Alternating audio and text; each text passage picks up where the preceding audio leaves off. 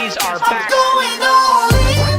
Wait, I want to ask a question. Chamath and Sacks, did you guys keep all of the shares you originally invested in to the exit here? Just to set the context for folks, you invest in a company, it's a small startup, it's exiting for $30 billion. Yeah, did you hold just it? For every share that I owned, half of it were half. No, of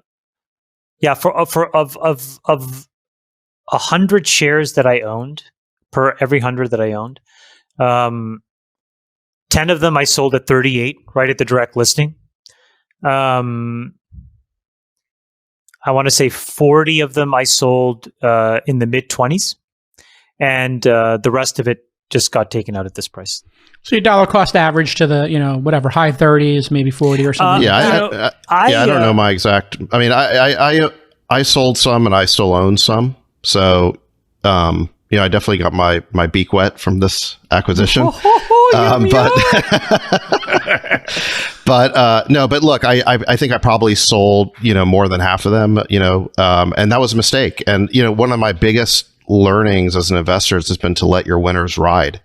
My biggest mistake as an investor has not been the losers. It's been selling the winners prematurely. Yeah, you did that with Uber as well, David. And I sold some Uber before, but I kept a lot of my Uber, maybe most of it or half of it, I think. Anyway, Uber, Facebook. I mean, Facebook, when they IPO'd, it was worth $50 billion. We all thought that was like unbelievable. I mean, because it was over a 50x return. But what's the lesson for you, Sacks? Just never sell anything if you can help it. I sold all of my Facebook in 2014 and bought Amazon and Tesla. I think that you have to be able to sell for two reasons: liquidity and moral obligation. Yeah, I mean, that's an exaggeration. I mean, you can never, it's people need to be able to sell, but to the extent you can hold on, just don't sell everything, always, keep, keep selling. I mean, think about the people who were at Apple in the 80s or Microsoft in the 80s or Amazon in the 90s. A lot of those people got frustrated holding the shares for so long. And I think keeping at least 20% of your shares forever, could be amazing. There was somebody told me had never sold a single share of. I don't know if that's a true story or not. I told you that. You can't be leaking that information. Okay. Anyway, I didn't know that was a leak. More breaking news. Let's move to AlphaFold. Please. Must credit all in podcast.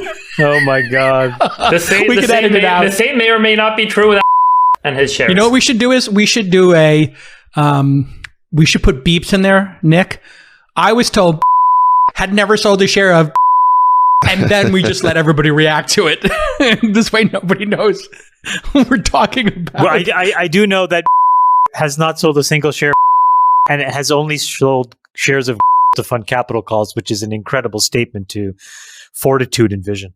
Incredible. Oh, Lord. Incredible. By the way, it's not always worked out because he did the same with and those didn't go as well.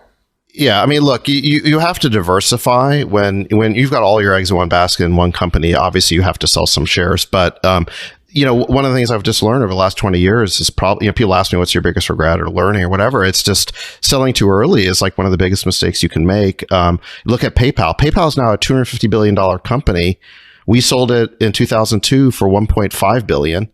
We thought that was a great deal at the time, and we sold it for less than 1% of what it's worth today. And the product's basically the same. It's just compounding. Sell is the lesson. Never sell. If it's a winner, ride it. You can pair. Well, okay, right. Hold on. I'm going to put a final nail to this coffin, then we're going to go to AlphaFold. There's a great quote by Warren Buffett, which is, if you know what you're doing, the best thing you can do is be as concentrated as possible. Nobody ever got rich in their seventh best idea.